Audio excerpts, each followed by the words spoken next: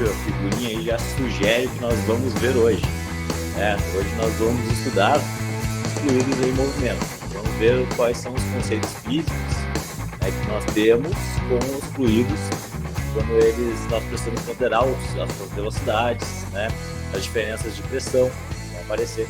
E a gente vai observar que fenômenos, né, físicos irão ocorrer, né, quando esses fluidos estão em movimento, como diferenças de pressão, diferenças de velocidade, que vão trazer efeitos diferentes, né, em determinados pontos desse fluido que está transcorrendo, que está fluindo, né, ao longo do espaço.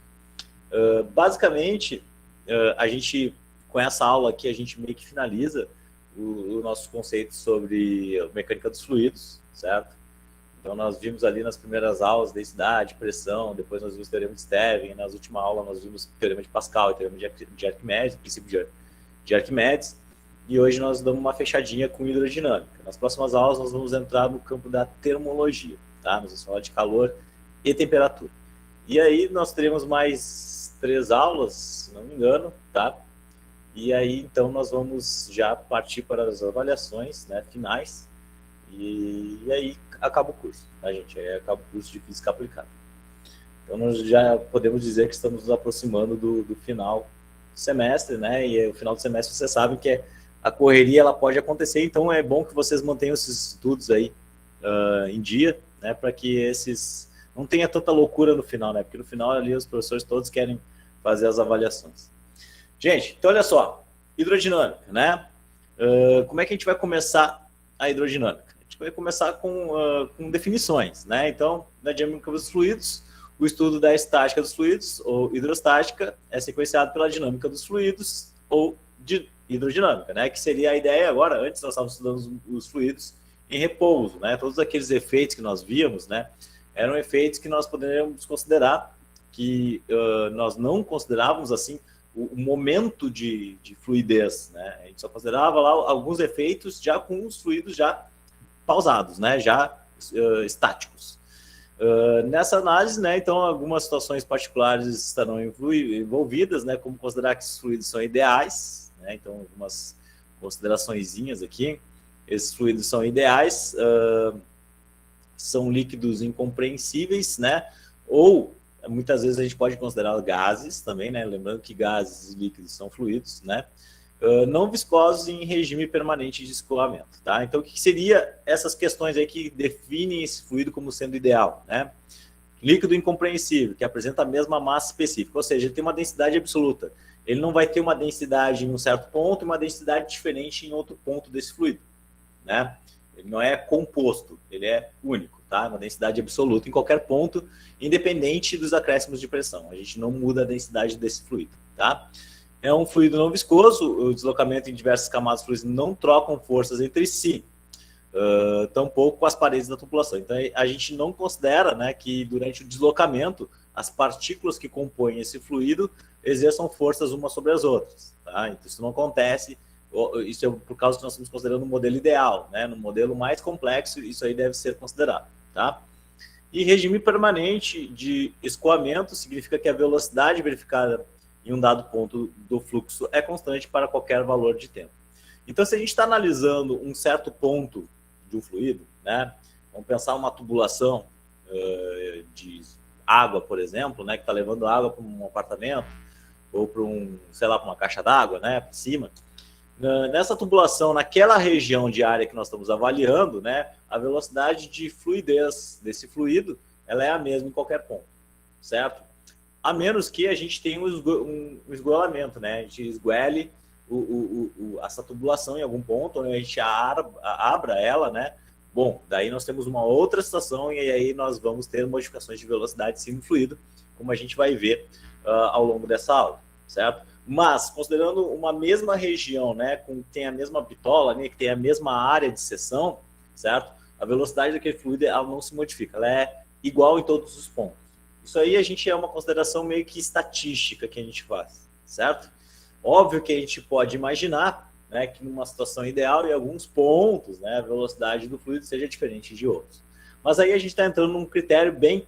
A gente está sendo, de uma certa forma, bem criterioso para fazer essa análise, né? Quando a gente vai fazer uma um trabalho de engenharia mais robusto, isso aí deve ser considerado. Mas como a gente está estudando apenas os efeitos, né, gerais que a gente tem na hidrodinâmica, né, então a gente deixa esses efeitos um pouquinho lá. Beleza? Bom, para começar a estudar hidrodinâmica, a gente vai ter que começar por um conceito muito tranquilo de se entender, né, que é o conceito de vazão, certo? E o que vai ser vazão? Vazão é representado por essa letra Z, né? Então, o Z em muitos livros é representado como vazão. Algumas vezes, né, em alguns livros, apresenta a letra V também, representa como vazão, tá? Mas livros, geralmente, de ensino superior, eles utilizam a letra Z, certo? Então, se vocês observarem a palavra vazão, né, e o algarismo Z é o algarismo que representa essa propriedade física, certo? E o que significa vazão? A vazão é o quanto de volume, certo? É aquela variação de volume que eu consigo transportar de um fluido em função do tempo, certo? O quanto de fluido que eu transporto em função do tempo é a minha vazão. Então, geralmente a gente faz uma análise aqui, ó, como vocês estão observando, né, de uma certa quantidade de massa, de volume, né, de fluido, através de uma tubulação, como vocês estão observando aqui também, né, e a quantidade de massa, de volume, né, de fluido que transborda uma mesma quantidade de massa, né, em função de um tempo, é a nossa vazão, certo? A gente pode observar que a unidade dentro do Sistema Internacional de Medidas, desse cara aqui, a unidade dele, certo? Vai ser volume, nós medimos em metro cúbico, certo? E tempo nós medimos em segundo. Então, a nossa vazão, ela vai ser dada como sendo uma unidade de metro cúbico por segundo, certo? Isso vai ser para nós a vazão. Então, essa é a primeira grandeza física que nós vamos avaliar hoje, certo? E para começar a entender o que acontece com a vazão, nós vamos começar a comentar sobre a equação da continuidade, certo? O que vem a ser a equação da continuidade? A equação da continuidade diz o seguinte, né? Vocês estão vendo que temos uma tubulação aqui que ela é sufocada em uma certa região, né? Nós temos uma certa região que possui uma área de seção transversal, uma bitola, né? Um modo mais chulo de falar. E aqui nós temos uma bitola mais... uma região mais larga e uma região mais comprimida, né? Então, a área 2 é mais comprimida, a região A1 ali, ela é mais larga. O que a gente tem que saber sobre a vazão, né? Sobre a vazão, eu vou dizer para vocês o seguinte, que a vazão na região 1 aqui, ela tem que ser igual à vazão na região 2, certo? Mesmo com a mudança de área que a gente está observando ali, certo? Mesmo ocorrendo essa mudança de área que a gente observa, né, que é visual, a vazão, ela tem que ser a mesma em todos os pontos, certo? E para demonstrar isso aí, eu vou ter que pegar a equação da vazão, que eu recém demonstrei para vocês, que é uma variação de volume por tempo, e dar uma desmembrada nessa equação para deixar ela em termos de alguns critérios que podem ser modificados ao longo do escoamento desse fluido, né? Que critérios que podem ser modificados? A gente está vendo ali que a área ela se modifica, né? Nós temos uma região 1 ali que tem a área bem grande e uma região 2 que é uma área menorzinha, certo? Então, se as áreas mudam, certo? Eu tenho que deixar ela aparente nessa minha equação. E se vocês lembrarem, o que é um volume? Um volume nada mais é do que uma área vezes, certo? Uma outra dimensão, que seria uma dimensão de comprimento. Então, eu vou botar aqui uma dimensão de comprimento para vocês, que vai ser, sei lá, uma variação aqui em ΔS, né? ΔS é a letra que o ΔS geralmente a gente representa como sendo comprimento lá na física 1, né? Então eu posso reescrever essa equaçãozinha aqui, esse Z, de que forma? Como sendo A vezes um ΔS sobre ΔT. Eu não modifiquei em nada a minha equação, eu só estou deixando bem claro onde está aparecendo a área, né? Para isso eu tenho que multiplicar ela por uma outra dimensão para ficar o volume aparecendo ali. Beleza? O que acontece? Acontece que agora apareceu uma relaçãozinha aqui que eu conheço muito bem, que eu conheço lá da cinemática que o professor Michel apresentou para vocês, que é a definição de velocidade. Que definição de velocidade nada mais é que um comprimento por tempo. É os metros por segundo, né? Metros por segundo, comprimento por tempo. Então, percebam que ao aparecer a área aqui, eu já apareço com a velocidade também. E daí a minha equação da continuidade, a equação da vazão, ela se torna uma relação de, por exemplo, para essa vazão aqui na região 1, ela vai ser a área 1 vezes a velocidade de escoamento. Certo? Então, eu modifiquei a minha equação da vazão de volume por tempo para essa relação aqui de área vezes velocidade. Porque agora, pessoal, nós estamos deixando bem claro na equação as grandezas físicas que podem se modificar quando eu esguelo uma tubulação. Certo? Já vimos que a área se modifica, e se a área modifica, outra grandeza física também deve se modificar para ter um equilíbrio. Né? Então, olha só. Se as vazões na região 1 e nas regiões 2 devem ser iguais, Z1 igual a Z2, como eu estou mostrando para vocês, logo eu posso substituir então por área 1 vezes velocidade 1 é igual a área 2 da região 2 vezes velocidade 2. Eu estou reescrevendo essa afirmação que eu tinha feito para vocês através de uma equação. Esta equaçãozinha aqui que eu estou mostrando para vocês é o que nós chamamos de equação da continuidade. Da continuidade. O que acontece, pessoal? Se, por exemplo, aqui, tá? Vamos supor que a multiplicação aqui de área vezes velocidade 1 dá 100, um valor 100, certo? A área 1 vezes velocidade, estou supondo aqui um valor, tá? 100. E o que tem que acontecer? Como isso aqui é uma igualdade, do outro lado também tem que aparecer 100. Certo? É uma igualdade. Isso que significa a equação da continuidade. Os valores obtidos de um lado da equação tem que ser igual aos valores obtidos no outro lado da equação. Bom, então, se a gente está observando que a área diminui nessa região 2, certo? Para ter os mesmos 100, alguma coisa tem que aumentar. Alguma coisa que está multiplicando ela tem que aumentar. Quem vai ser a questão, quem vai ser essa grandeza que irá aumentar? A velocidade. Então, por isso que quando a gente esguela, né, a gente esguela um encanamento, né, a gente observa um aumento da velocidade de escoamento desse fluido, certo? Então, isso é um fenômeno que a gente observa e é representado pela equação da continuidade. Então, ó, se a minha área 1 ela é maior que a área 2, por consequência, a velocidade de escoamento na região 1 ela é menor que a velocidade de escoamento na região 2. Certo? Beleza? O contrário seria válido, né? Se a gente aumentasse o tamanho da tubulação ali, aumentasse, né? Alargasse a tubulação, a área aumentaria e a velocidade de escoamento diminuiria, certo? É isso que diz a minha equação da continuidade.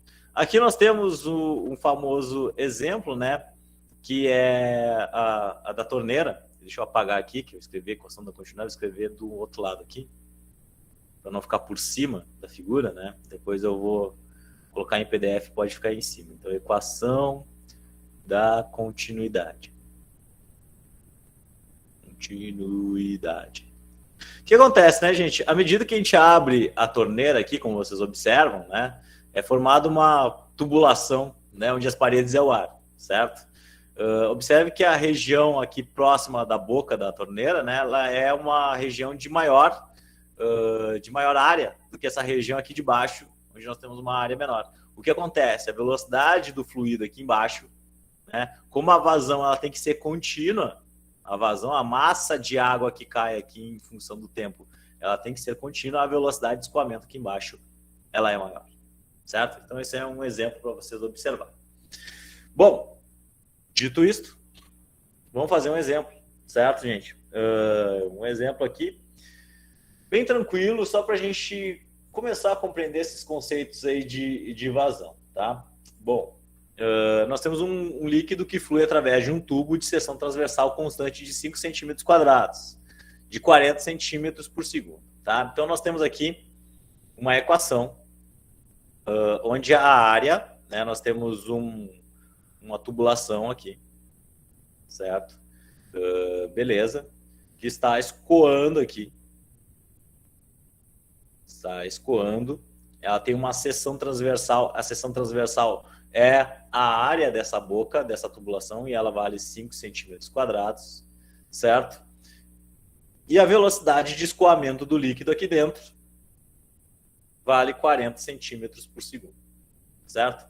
Então ele pergunta qual é a vazão de líquido ao longo do tubo, Esse exercício ele não me especifica, né, se é que ele quer a resposta em metros cúbicos por segundo, né? Então, o ideal é sempre a gente transformar para a unidade padrão, beleza? A gente pode fazer, e eu vou mostrar para vocês como é que a gente faz isso quando nós temos, por exemplo, a área aqui que está 40 centímetros quadrados por segundo. Aqui na questão da velocidade é bem mais direto, né? Porque olha só, deixa eu botar aqui as unidades. Nós temos o metro, nós temos o decímetro e nós temos o centímetros, tá? Se nós temos 40 centímetros por segundo, nós temos 40, né? A vírgula está aqui no centímetro. Se eu tenho que trazer a vírgula aqui para o metro, né? Eu ando 2 casas, certo? E então a minha velocidade ela se torna 0,4 metros por segundo, como vocês estão vendo aqui. Então é uma fácil transformação de unidade, né? Transformação aqui de dimensão. Se eu tenho centímetros quadrados, a história muda um pouco, né? Se vocês lembrarem lá, se eu tenho metro quadrado, decímetro quadrado e centímetro quadrado, a brincadeira é um pouco diferente. Porque agora, em cada uma dessas casinhas, eu tenho outras 2 casas, porque são dimensões elevadas ao quadrado.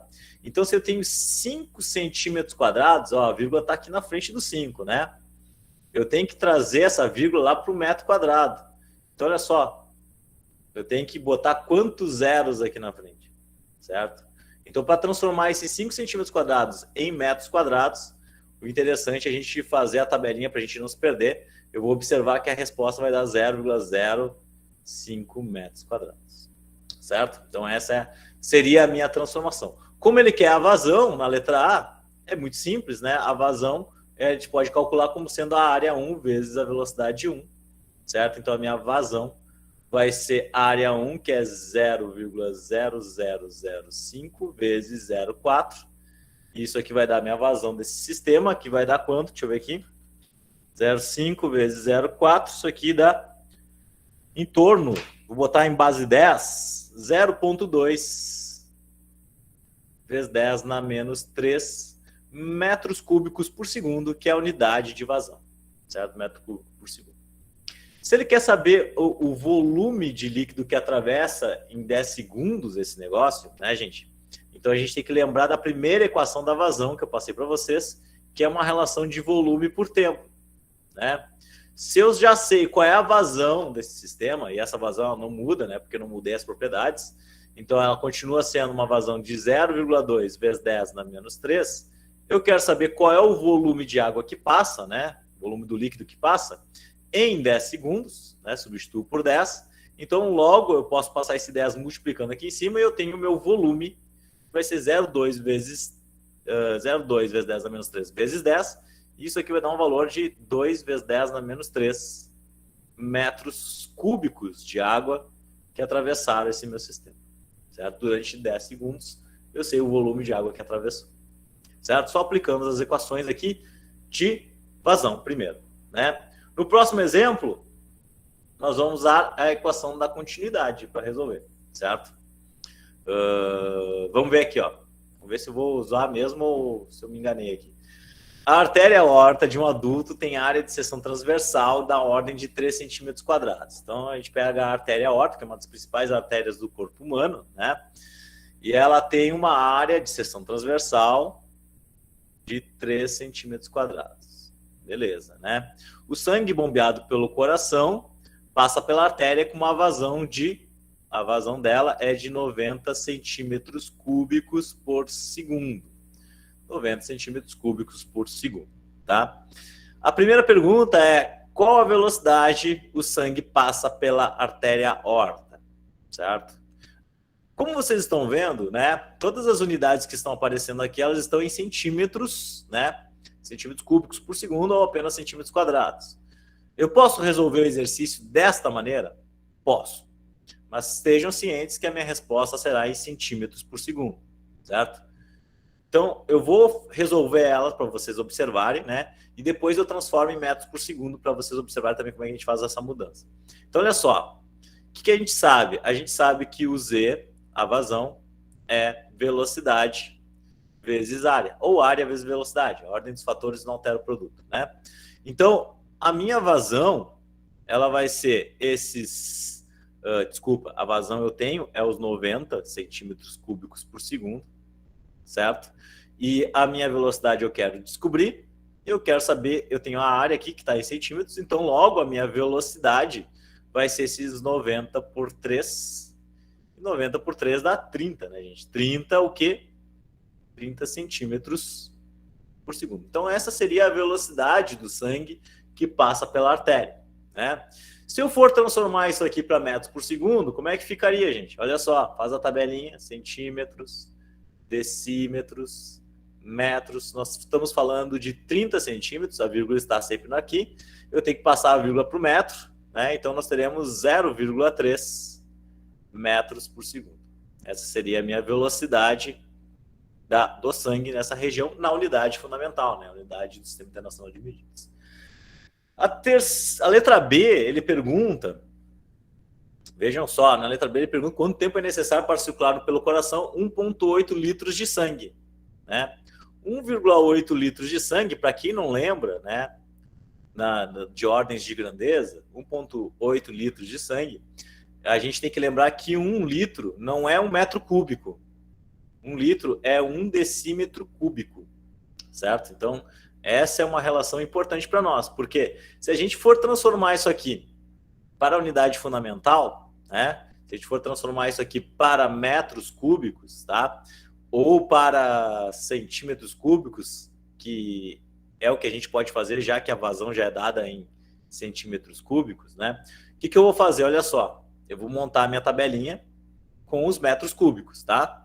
Decímetro cúbico, centímetro cúbico. Qual a diferença agora quando nós temos o cúbico, né? Essa questão do cubo aí. Nós temos agora 2 casinhas, 3 casinhas em cada uma das unidades, certo?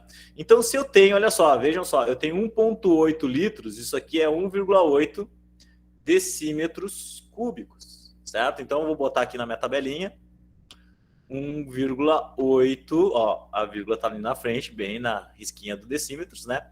Se eu vou passar a vírgula lá para o centímetro cúbico, vejam só o que vai acontecer. Eu tenho que adicionar 2 zeros, vou botar a vírgula aqui, e a gente teria, então, 1.800 centímetros cúbicos. Então, 1,8 litros seria 1.800 centímetros cúbicos desse líquido, né? Desse sangue bombeado. Bom, se eu tenho já o meu... Ele quer saber quanto tempo é necessário, né, gente? Vejam que a vazão já é dada em centímetros por segundo. Então, a minha resposta, se eu quero tempo, ela já vai dar em segundos. Então, percebam que eu não preciso passar para metro cúbico, né? Nenhuma das unidades. Passando para centímetro cúbico esse aqui, como a vazão já está em centímetro cúbico, vai dar tudo certo. Olha só. ΔV sobre ΔT. Então, a minha vazão, que é 90 centímetros cúbicos por segundo, que é igual aos 1.800, que é o volume de litros de sangue, né? Que a gente viu que é 1,8 litros, vezes o tempo que leva para fazer isso. Então, o tempo, trocando aqui com 90, né? A gente pode fazer essa operação. ΔT vai ser 1.800 divididos por 90. Isso aqui dá 180 por 9. 180 por 9 dá 20 segundos. Então, em 20 segundos, a artéria aorta, ela consegue bombear 1,8 litros de sangue, certo? Acredito que isso aqui sejam valores bem reais, tá, gente? Isso aqui foi tirado de um livro aí, e eu acredito que é bem possível que sejam valores bem reais. Então, a artéria aorta ela tem uma grande capacidade mesmo de bombear sangue. Beleza, gente? Deixa eu ver aqui. Aqui nós temos um outro exercício, né? Mais um exercício que nós vamos fazer vários exercícios. Esse exercício aqui, gente, já está nas unidades padrão. Vejam só que bacana, né? Olha só, as superfícies S1 e S2 do tubo indicado na figura possuem áreas respectivamente iguais, de 2,5 vezes 10 a menos 2 metros quadrados, beleza, tá, unidade fundamental, e 1 vezes 10 a menos 2 metros quadrados. Um líquido escoando pelo tubo atravessa S1 com uma velocidade de 3 metros por segundo. Vejam só, tudo unidade fundamental, não preciso fazer nenhuma mudança, né? Determina a velocidade que o líquido atravessa em S2. Vejam, nós temos um tubo que é esguelado, né? Ele diminui a sua área de seção transversal. Então, a gente já imagina que a velocidade 2 vai ser maior que a velocidade 1, certo? Se a área diminuiu, a velocidade tem que ser maior. Isso aí foi para a nossa primeira discussão. Então, a gente vai usar a equação da continuidade aqui, área 1 vezes velocidade 1, que é igual a área 2 vezes velocidade 2, certo? A área 1 vale 2,5 vezes 10 na menos 2. A velocidade 1 vale os 3 metros por segundo. A área 2 vale 1 vezes 10 na menos 2. E a velocidade 2 é o que eu quero descobrir, certo? Então, 2,5 vezes 3, quanto é que dá isso aí? 2,5 vezes 3, 7,5 vezes 10 na menos 2. Então, nós temos 7,5 vezes 10 na menos 2 aqui. E nós temos 1 vezes 10 na menos 2 desse lado, vezes a velocidade. Esse 1 vezes 10 na menos 2 pode passar dividindo, né? Então, nós temos que a velocidade no ponto 2 vai ser 7,5 vezes 10 na menos 2, divididos por 1 vezes 10 na menos 2. Bases iguais, né? Em cima e embaixo, se dividindo. Isso aí é como se a gente pudesse cortar esses termos, né? Então, a velocidade de 2 ela fica em torno de 7,5 metros por segundo. Graças a Deus, o exercício está me mostrando que realmente a velocidade ela aumenta quando nós esgoelamos o tubo, certo? Então, esgoelou o tubo, já sabemos que a velocidade já tem que ser maior, tá? Pela equação da continuidade. Tranquilo, gente? Bom, agora que vem o auge dessa aula, né?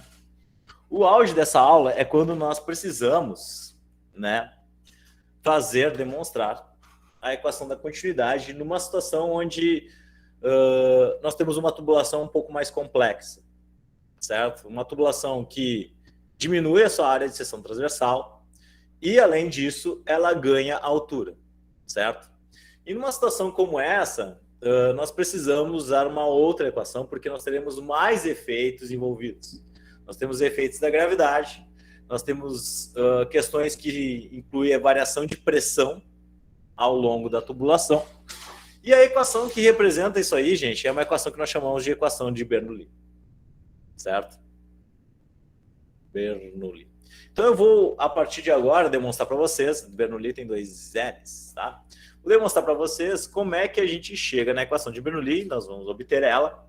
É uma equação que tem uma cara que pode assustar um pouco vocês de início, certo? Mas acredito que você já no ensino superior tem uma questão de maturidade aí para conseguir compreender e realocar aí os conhecimentos em termos dos termos que vão aparecer nessa equação, tá? Eu vou explicar direitinho o que vai ser cada um desses termos. Primeira coisa, gente, nós temos um fluido fluindo ao longo de um tubo, tá?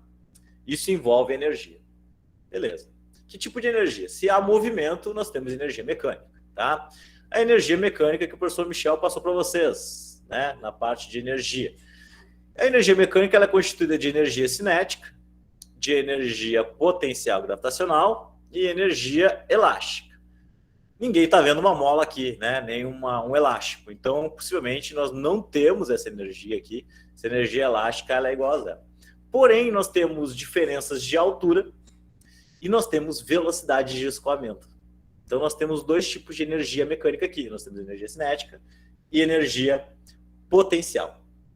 O que vai acontecer aqui, gente? Eu vou colocar esses 2 termos aqui, né? Eu vou escrever as equações da energia mecânica no ponto 1, neste ponto aqui, certo? E no ponto 2, aqui em cima. Vou escrever as equações para esses 2 pontos aqui. Então, aqui, ó, por exemplo, no ponto 1, a energia mecânica 1, ela vai ser constituída de energia cinética. Se vocês lembrarem que a energia cinética é 1/2 de massa de água vezes velocidade 1, que nós temos ali ao quadrado. Mais a energia potencial gravitacional, se vocês lembrarem, é mgh. H1 é a altura que essa tubulação está aqui, certo? Então, essa é a energia que a massa de líquido tem naquela região 1, tá? Na região 2, como é que vai ser? Na região 2, nós vamos ter 1/2 de m velocidade 2 ao quadrado, certo? Que é a velocidade 2 que tem lá em cima, vai ser diferente, né? A gente viu que está esgoelado o tubo. Mais mgh2, certo? Então, essas são as equações da energia nos 2 pontos. O que eu vou fazer? Eu vou dar uma cara nova para essas equações. Eu vou juntar as coisas que são iguais. Coisas que são iguais, por exemplo, é a massa, né? Então, a massa ela aparece nas 2 partes das equações, então eu vou juntar ela, botar em evidência, a matemática me permite isso. P1 ao quadrado mais G certo? O que mais?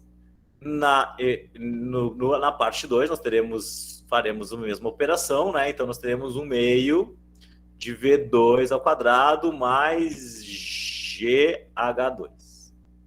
Coloquei em evidência esses termos de massa. Por quê, gente?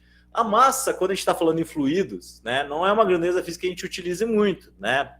A gente aprendeu lá na primeira aula que existe uma coisa chamada densidade, que é a maneira pelo qual nós trabalhamos geralmente com fluidos, né? E densidade é massa por volume. Então, se eu quero escrever a massa em termos da densidade, a gente passa esse volume aqui multiplicando e nós podemos dizer que a massa é igual a densidade vezes volume. Então, essa relaçãozinha aqui, eu vou substituir lá na minha equação, certo? Vou substituir onde aparece M, vou substituir por densidade vezes volume, tá? Parece que eu estou complicando nisso, mas é para tornar as coisas mais fáceis no final, tá? Então, a energia mecânica 1, no ponto 1, vai ser a densidade do líquido vezes o seu volume nessa região, vezes 1 meio de velocidade 1 ao quadrado, repete todo o resto, GH1.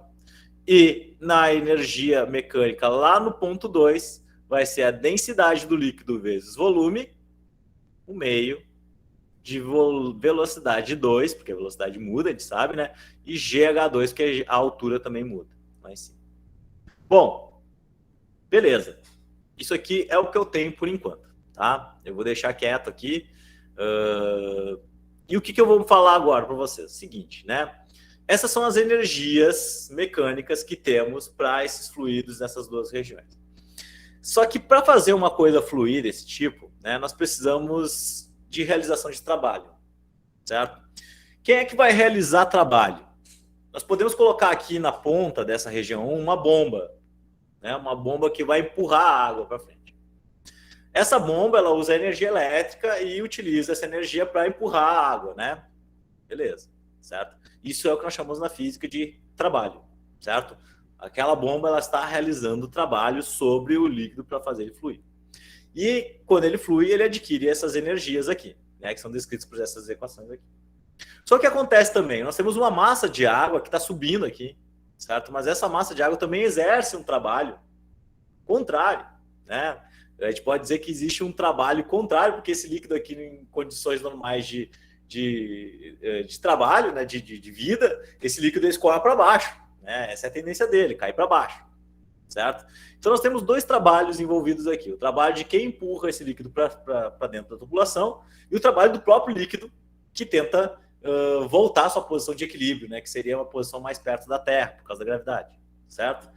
Então, para demonstrar essas coisas, eu vou usar um teorema, certo? Teorema que vocês aprendem lá quando o professor Michel falava em trabalho e energia cinética, que é o teorema trabalho e energia, certo? O que diz esse teorema? Diz que a variação de energia de um sistema,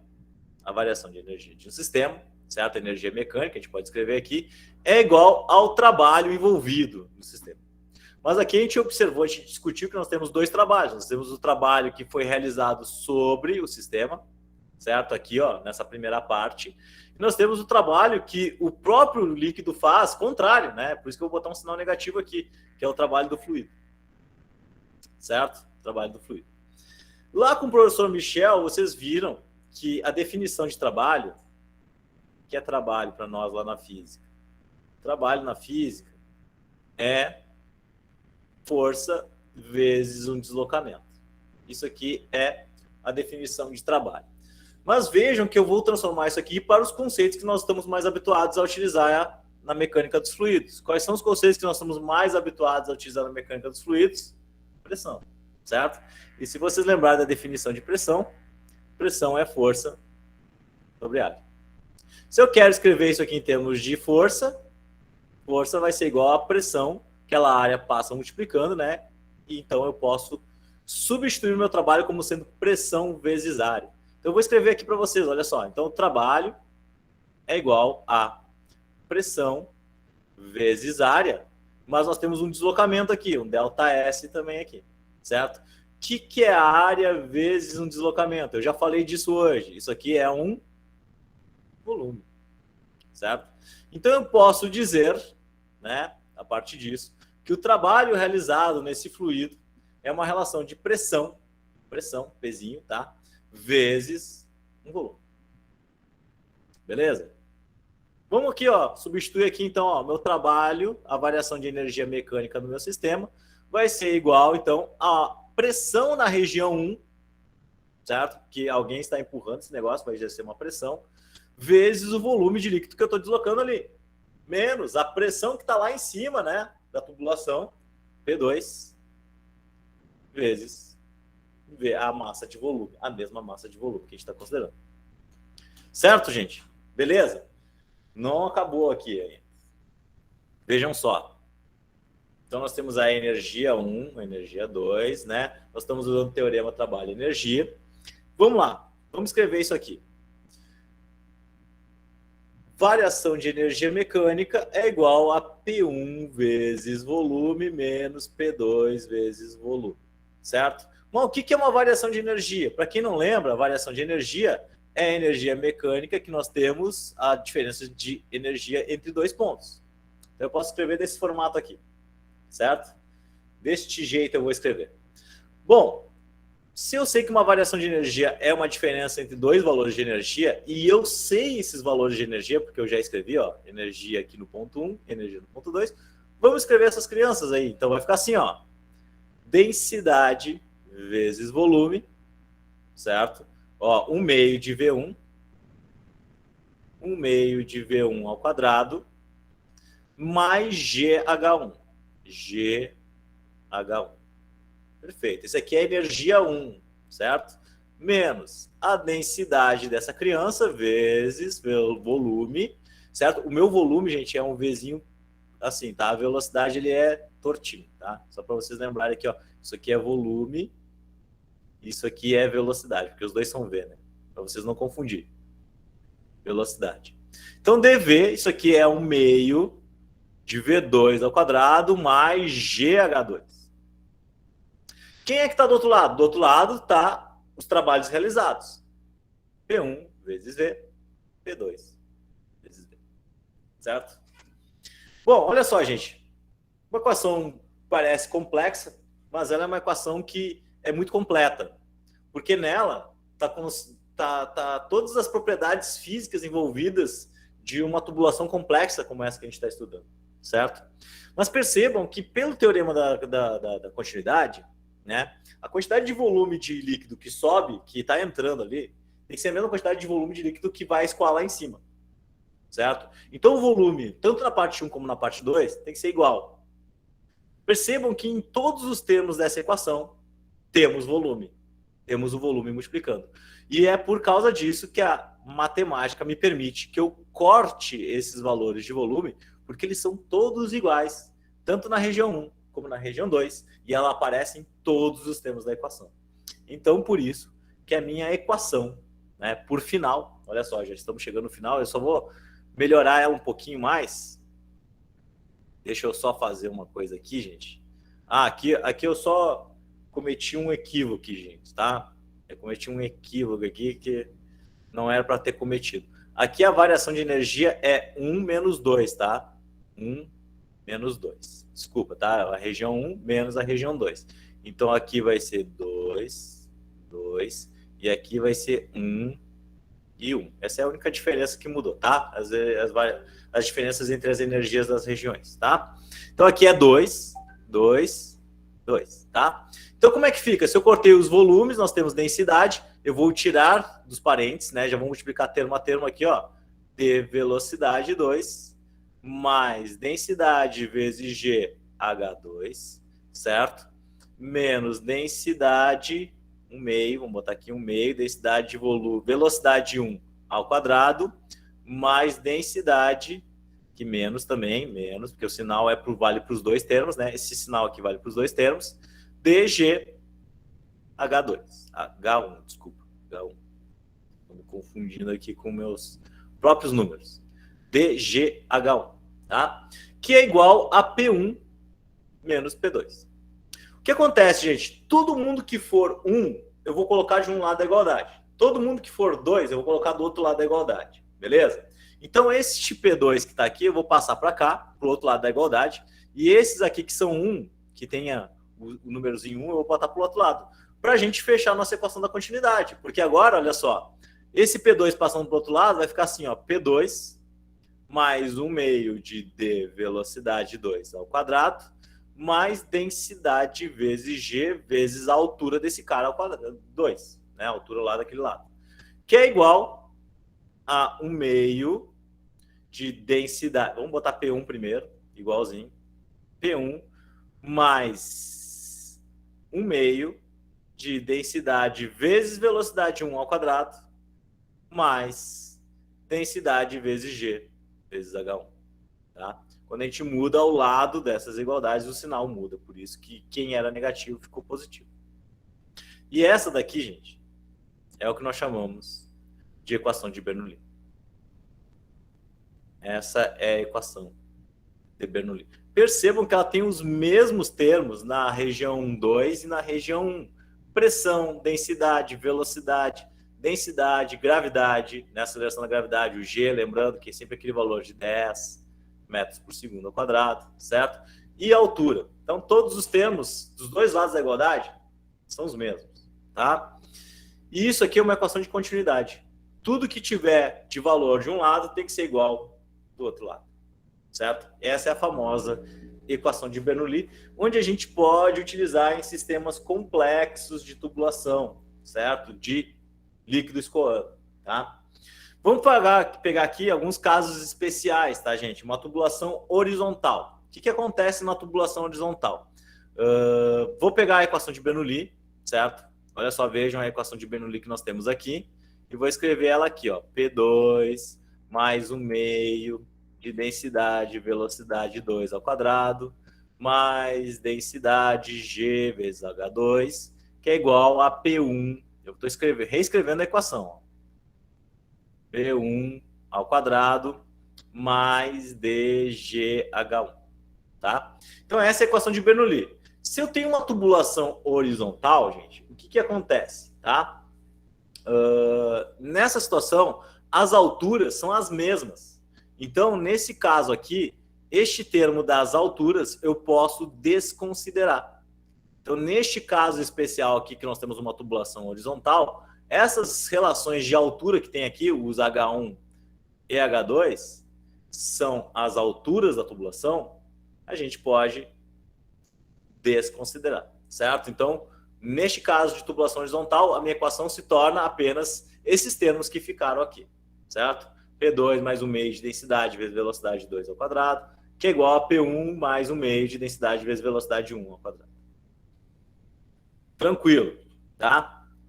Temos aqui a situação também do tubo de Venturi, certo? O que nós temos no tubo de Venturi? O tubo de Venturi é um tubo que ele é aberto, certo? Então, nessa tubulação de Venturi aí, a gente não vai... o que a gente vai ter nessa situação? A gente vai ter que, acoplando a tubulação, dois tubos verticais abertos na extremidade superior, como está representado a seguir. Esses acessórios são denominados tubos de Venturi. Permite notar que na seção 1, a altura atingida pelo líquido é maior que na seção 2, o que é um indicador de pressão estática maior. Então, nessa situação que nós temos aqui os tubos abertos, né, nós temos uma pressão maior nessa região do que nessa outra região, porque a gente está observando, né, que... E aí vem um conceito importante, certo? Vem um conceito importante, que a gente está vendo que esse tubo aqui, ele é mais esgoelado nessa região 2. Né? Ele é menorzinho, certo? Tudo leva a crer, e a gente tem às vezes isso na cabeça, né? Que quando a velocidade aumenta, perceba que a velocidade 2 aqui, ela vai ser maior, certo? Porque o escoamento, a vazão aqui tem que ser a mesma, né? Então, olha só, deixa eu botar aqui. A vazão aqui tem que ser igual à vazão aqui. As duas vazões têm que ser iguais, certo? Mas o que acontece, gente? Se a velocidade 2 ali é maior porque a área 2 é menor, isso aí vem da equação da quantidade lá da primeira que eu mostrei, tudo leva a crer que geralmente a gente pensa que a pressão naquela região 2 ia ser maior, mas não. A pressão aqui ela é menor, e isso é verificado com um experimento como esse, que é o tubo de Venturi, onde a gente observa que a pressão na região 2 ela é menor, certo? Uma velocidade maior de escoamento significa uma região de menor pressão. Uma região de maior, uma região de maior velocidade de escoamento significa uma menor pressão. E menor velocidade de escoamento significa maior pressão. Por isso que aqui a gente observa que nessa região a gente tem uma região mais cheinha de líquido do que nessa região, certo? Isso é um caso especial de uma tubulação que é representada pelo tubo de Venturi. Mais uma aqui, né? Aqui nós temos o caso do tubo de Venturi de novo, certo?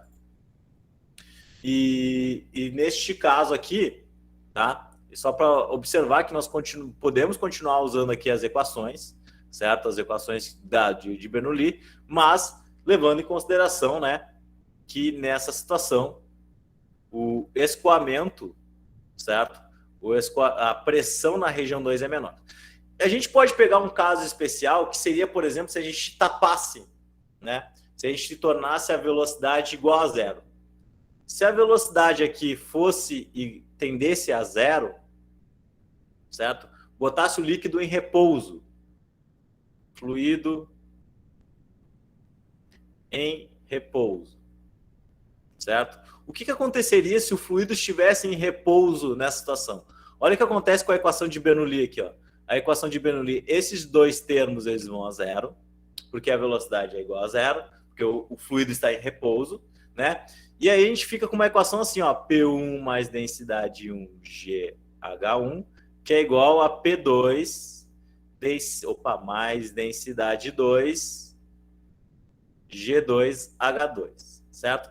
Se a gente passar o P2 lá para o outro lado e esse outro termo aqui para esse lado, a gente fica com uma coisa assim, ó, P1 menos P2, que é igual a T2GH2 menos D1GH1, certo? As densidades são as mesmas, né? Então nem vou botar numeração nelas, que pode modificar aqui as alturas envolvidas, tá? Bom, percebam que quando eu faço essa consideração de velocidade tendendo igual a zero, a gente vai recair em uma coisa que nós conhecemos. O que significa velocidade igual a zero? Velocidade do fluido igual a zero significa hidrostática, né? E quando nós temos uma situação de velocidade igual a zero num fluido como esse, a gente acaba caindo aqui, ó, numa relação que a gente conhece bem. E isso aqui é a relação do teorema de Stevin que a gente viu lá na segunda aula. Teorema de Stevin, certo? Então, se eu pego uma situação como essa, né, de uma tubulação em aberto, certo? Com fluido em repouso, eu consigo reduzir a equação de Bernoulli para o teorema de Stevin, certo? Para vocês verem como as coisas se conectam, tá? Isso só porque eu considerei que a velocidade era igual a zero, tá? Bom, gente, vamos ver alguns efeitos aqui da equação de Bernoulli, tá? Já estamos acabando. Aguente mais um pouquinho aí que a aula já estará sendo finalizada. Essa aqui é uma aula bem pesada, né? Porque envolve muita matemática, mas a equação de Bernoulli é aquela, né? E é aquela equação que nós vamos acabar trabalhando em algumas situações aí, que eu vou depois demonstrar em alguns exemplos, tá? Alguns efeitos de Bernoulli para vocês lembrarem, né? Então, esse aqui é um experimento muito fácil de fazer, vocês podem fazer na casa de vocês aí, que é pegar uma folha, né, e soprar na parte de cima. O que acontece? O ar é um fluido, certo? Se eu assoprar na parte de cima, o que acontece? A velocidade de escoamento do fluido aqui em cima, ela é maior que a velocidade de escoamento do fluido aqui embaixo, certo? A velocidade 1 de escoamento é maior que a velocidade 2 de escoamento. Pela lei de Bernoulli, que eu demonstrei para vocês alguns slides atrás, quando a velocidade, isso ficou claro no tubo de Venturi, né? Quando a velocidade ela é maior, o que acontece? A pressão é menor, certo? Então, se a velocidade 1 ela é maior, a pressão aqui ela é menor. E o que acontece com o papelzinho? Ele levanta, porque nós teremos uma sustentação da pressão 2, que é maior que a pressão 1 que tem aqui em cima. A pressão 2 ela se torna maior porque a velocidade do fluido ali embaixo é menor que a velocidade do fluido que passa aqui em cima, certo? E isso dá uma sustentação ao meu papelzinho. Vejam só que sensacional, né? Uma outra situação que a gente observa isso, ó. Por que dá uma estofadinha ali, dá aquela inchada, né? na lona do caminhão, certo? Porque nós temos fluido passando aqui em cima. E a velocidade de escoamento aqui é muito menor que a velocidade interna dos fluidos ali embaixo, que resulta numa pressão interna maior do que a pressão que está aqui em cima do caminhão, por isso que dá aquela inflada, né? Então isso aí é mais um exemplo dos efeitos da equação de Bernoulli, né? Se a velocidade é maior, pressão é menor. Por isso que a velocidade lá dentro do fluido do caminhão é menor, ele gera uma pressão maior, certo? Onde é que a gente observa isso também, gente? Olha só. Por que as casas são destelhadas em dias de vendaval? Vamos pensar numa casa aqui, tentar desenhar uma casa que nem criança aqui, ó. Tá? É só para demonstrar mesmo. Desenhar uma porta, né, para passar no psicotécnico e uma janela. Olha só, se nós temos um vendaval ocorrendo aqui, nós temos uma alta velocidade de fluidos passando por essa casa, né? Gerando uma alta velocidade aqui, como é que é a pressão aqui em cima? A pressão aqui em cima ela é pequena. Como a velocidade de fluidos aqui dentro da casa, ela é menor que fora da casa, o que acontece? A pressão 2 aqui dentro da casa se torna maior que a pressão fora da casa no telhado. O que acontece? Uma força atua. Porque a gente sabe que pressão é força sobre área, né? Uma força atuando, né? Se a intensidade dessa velocidade for muito grande e a pressão diminuir tanto, a pressão interna da casa é capaz de jogar a telha para cima, né? Destelhando a nossa casa. Às vezes a gente tem a impressão, né, que a telha é jogada para cima, né? Ela é destelhada a casa por causa do vento, né? Porque o vento bate ali e joga a telha para cima. Não, é uma relação de pressão, certo? A pressão interna da casa, como ela vai ser maior, por causa que a velocidade do fluido interno da casa é menor, certo? Vai acabar empurrando a telha para cima. Tá? Isso é um efeito, pessoal, que é utilizado na aviação, certo? Olha lá como é que é a cara da asa de um avião. A cara da asa de um avião é um formato de uma gota. Por que é o formato de uma gota? Para que o vento que passe por cima da asa, ele tenha um caminho maior a percorrer do que o vento que passa aqui por baixo da asa. Se a questão de continuidade lá que a gente estudou é válida, o que significa a questão de continuidade? A vazão aqui e aqui tem que ser iguais, lembra, né? Equação da continuidade. Se a vazão de um lado tem um valor, do outro lado ela tem que ter o mesmo valor, equação da continuidade. O fluido ele tem que passar com maior velocidade em cima da asa. Ele aumenta a sua velocidade para chegar junto com o fluido que está ali embaixo da asa. Isso ocasiona uma diferença de pressão e assim se dá a sustentação do avião, certo? E é por isso que o avião ele tem que chegar numa determinada velocidade, 200 km por hora, 200 e poucos km por hora, para que este efeito dê sustentação ao avião e ele consiga se estabilizar no ar, certo? Se o avião diminuir muito a sua velocidade, ele acaba caindo, porque aí não tem mais sustentação. A pressão nas asas não vai ser suficiente para manter ele no ar, certo? Beleza? Isso é um efeito também da equação de Bernoulli e da equação de continuidade. Gente, para finalizar a aula de hoje, eu vou fazer 2 exemplos, tá? O primeiro exemplo é esse exemplo da caixa d'água, tá? Onde eu vou usar a equação de Bernoulli para resolver esse exercício aqui, tá? O que acontece, gente? Nesse exercício aqui, a gente está vendo que temos uma caixa d'água aberta, certo? E se ela está aberta, a pressão aqui em cima é a pressão atmosférica, certo? A pressão atmosférica. Quando esse fluido ele sai aqui embaixo, certo? Ele sai aqui pelo buraquinho, ele sai com uma velocidade. Mas assim que ele sai, que ele é liberto, né? A pressão que ele vai sentir é a pressão também da atmosfera. Então, por isso que nessa situaçãozinha aqui, ó, da caixa d'água furada, a gente pode fazer essa consideração de pressões nessa região aqui onde o fluido está saindo, nessa região aqui de cima, que são pressões iguais, certo? E como a caixa d'água tem muita água, certo? Tem um volume muito grande da água, a gente pode considerar que a velocidade lá em cima é muito pequena e tende a zero, certo? Então, esse aqui é um exemplo clássico de mecânica dos fluidos, né, da caixa d'água vazando, onde a gente pode encontrar, então, qual seria a velocidade de escoamento desse líquido aqui embaixo. Como é que a gente vai fazer isso? Olha só, vou escrever a equação de Bernoulli. Vamos lá, ó, ela é trabalhosa. 1 meio de densidade V1 ao quadrado, mais densidade vezes G vezes altura 1, que é igual a pressão 2, mais 1 meio de densidade vezes velocidade 2 ao quadrado, mais dgh2. Quem é H1? H1 é a altura da nossa caixa d'água, né? E H2 é essa altura onde está o furo na caixa d'água, tá? O que acontece? Pelas nossas relações que nós estabelecemos aqui, certo? O que acontece? A pressão 1 é igual à pressão 2, então essas duas pressões eu posso cancelar aqui. O que mais?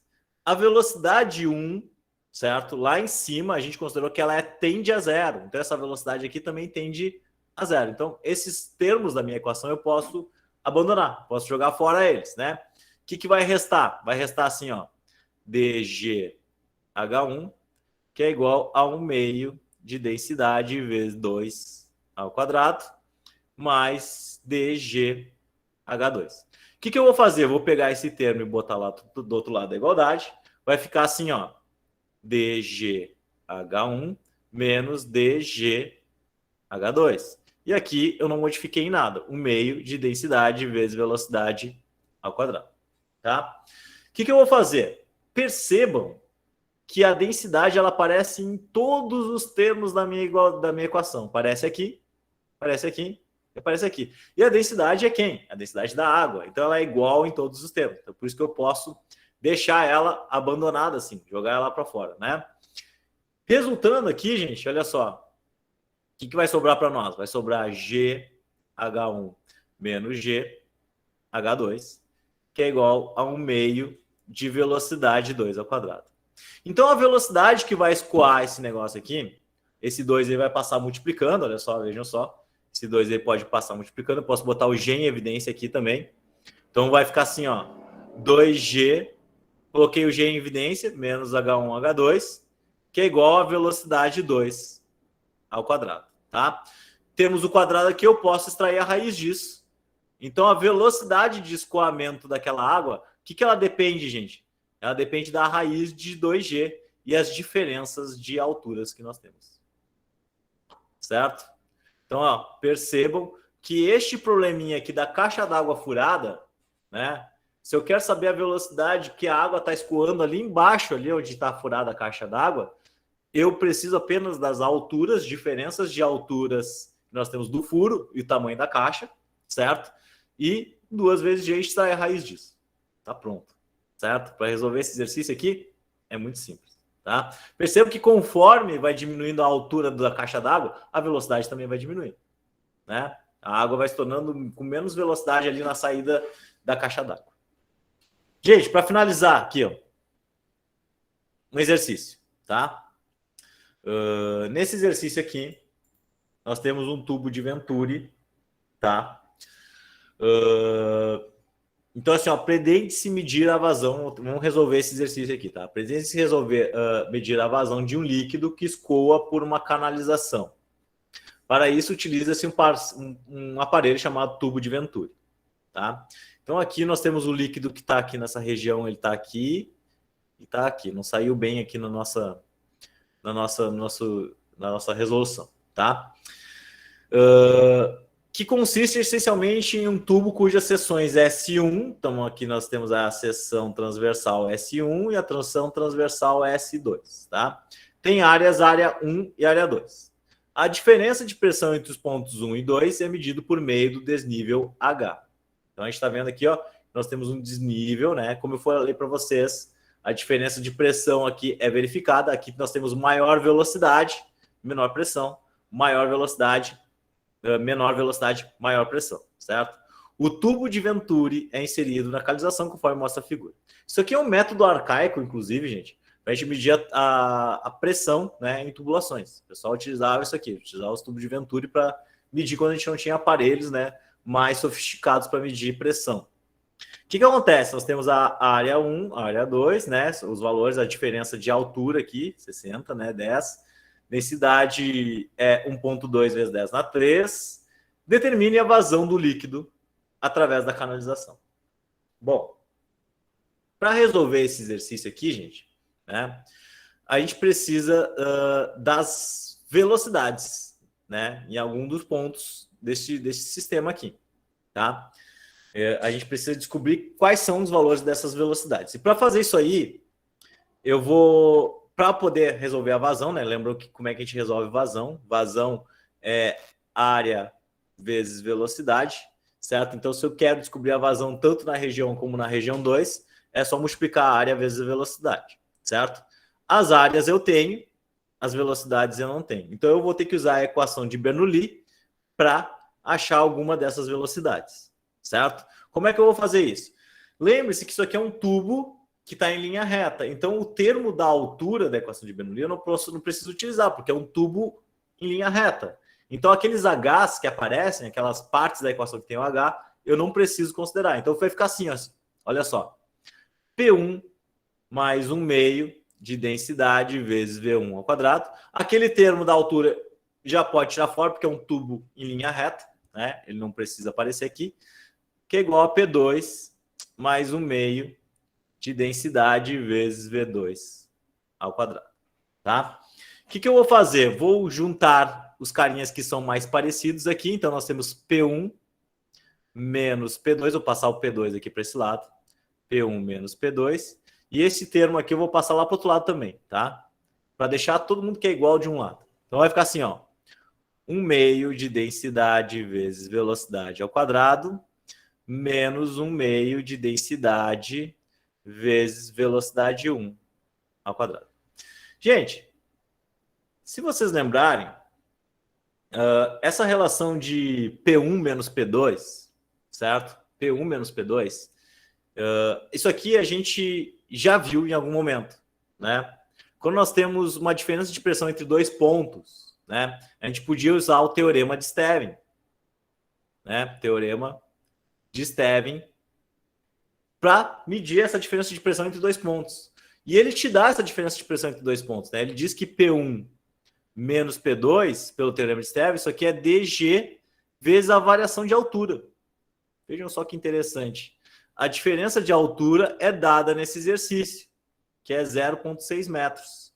Então, se eu considerar essa relação do teorema de Stevin e substituir aqui, eu vou ter que dg vezes h é igual a 1 meio. Que isso que eu estou considerando, essa diferença de pressão, é nessa região aqui, certo? É essa diferença de altura entre o nível da água que a gente já aprendeu e a gente podia utilizar o teorema de Stevin para isso, tá?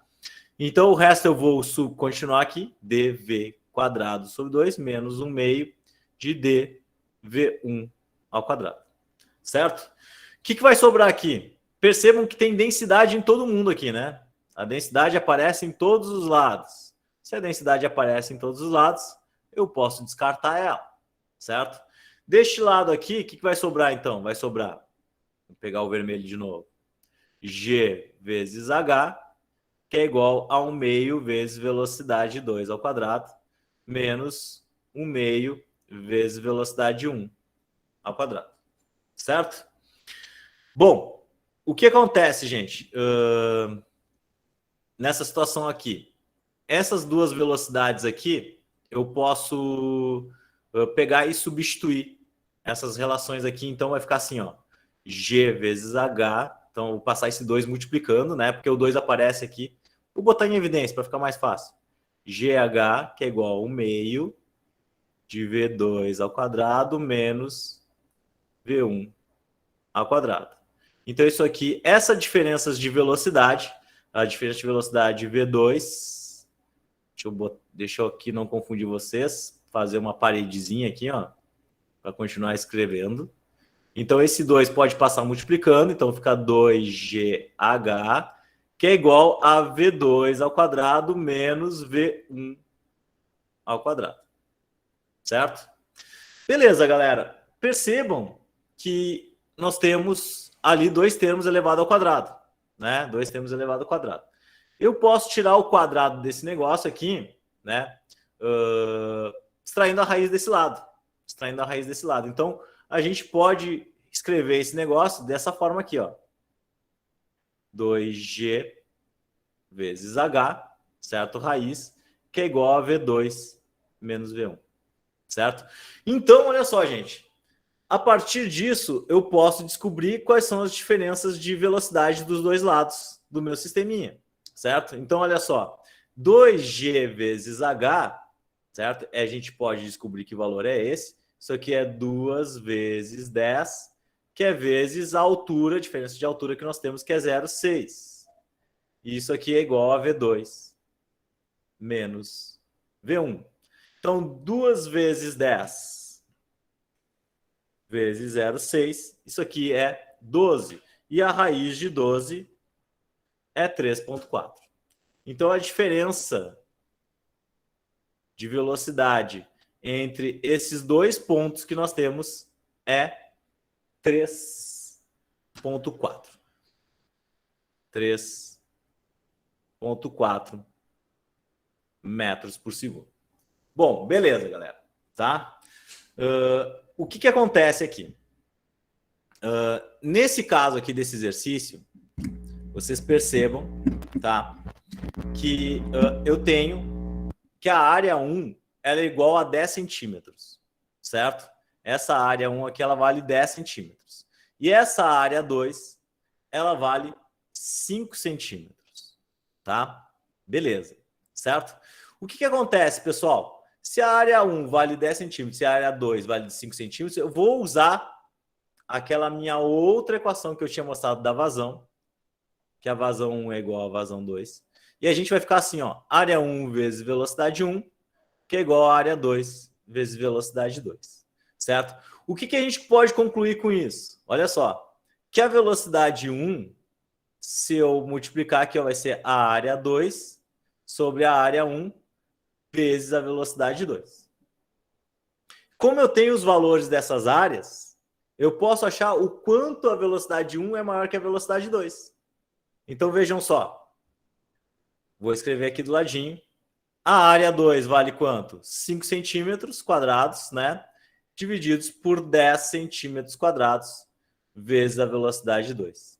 Então, a velocidade 1 de escoamento aqui, certo? Ela é metade da velocidade 2. Eu vou pegar um outro slide aqui, gente, para continuar escrevendo. Para terminar esse exercício aqui. Tá? Percebam que eu já estou no final, aguentem mais um pouquinho aí. Tá?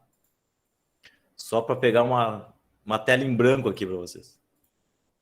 Ó, eu descobri que a minha velocidade, a velocidade 1, ela é igual a 5 por 10. 5 por 10 é 1/2 da velocidade 2. Ou seja, a velocidade 1 é metade da velocidade 2. Vejam que eu descobri aqui antes, que V2 menos V1 é igual a 3,4, certo? 3,4. Eu vou usar isso, ó. V2 menos V1 é igual a 3,4.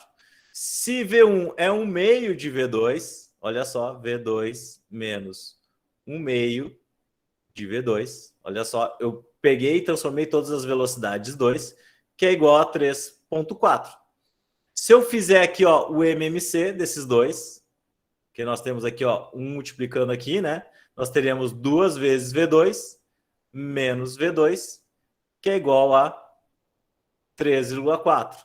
E isso aqui vai resultar para nós em V2 sobre 2, né? 2 menos V1 é V1, é uma vez V2, né? É igual a 3,4. Que a gente pode concluir, então, que a velocidade 2 de escoamento é 3,4 vezes 2, que é um valor de 6,8 metros por segundo. 6,8 metros por segundo. Beleza. Percebam que com a velocidade 2, eu posso descobrir qual é a vazão do meu fluido. Porque se a velocidade 2 aqui, ela vale 6,8 metros por segundo, e a área vale 5 centímetros quadrados, né? Então, a gente vai passar esses 5 centímetros quadrados para metros por segundo, né? Para achar a unidade certa. E isso aqui vai dar, olha só, fazer a tabelinha. centímetro quadrado, decímetro quadrado, metro quadrado. Cada um desses tem 2 casinhas, né? Então, se eu tenho 5 centímetros, eu vou ter 0,0005. Então, ó, isso aqui é 0,005 metros quadrados. Então, a minha vazão vai ser a área 2 vezes velocidade 2, porque a vazão é sempre a mesma em qualquer ponto, seja na área 1, na região 2. Então, Z vai ser 0,0005 vezes 6,8, que vai dar a vazão desse negócio, que é 00,5,6,8. Isso aqui é 0,0034 metros cúbicos por segundo. Gente, percebam que esse exercício aqui é um exercício nível hard. Ele é um exercício difícil mesmo, porque eu tive que considerar muitas coisas para resolver ele, certo? Eu faço questão de botar um exercício bem difícil nessa aula, né? Porque quando vocês se deparam com exercício difícil, vocês se apavoram, né? Obviamente, normal, padrão, certo? Mas aí vocês vão fazer os exercícios das atividades e vão ver que são exercícios mais tranquilos de serem resolvidos, certo? Então, se vocês observarem que o professor fez aqui, vocês têm essa aula gravada, né? Com tudo que o professor fez, com tudo que eu utilizei, né? Na hora de fazer os exercícios, as atividades de vocês, né? Vocês vão ter maior facilidade, porque o difícil já está resolvido, certo? Então, essa é a ideia, tá? Não é tanto você se assustar. Esse aqui é um conteúdo complicado, né? Essa da hidrodinâmica. Nós fechamos ele aqui hoje, não tem mais nada que ver, tá?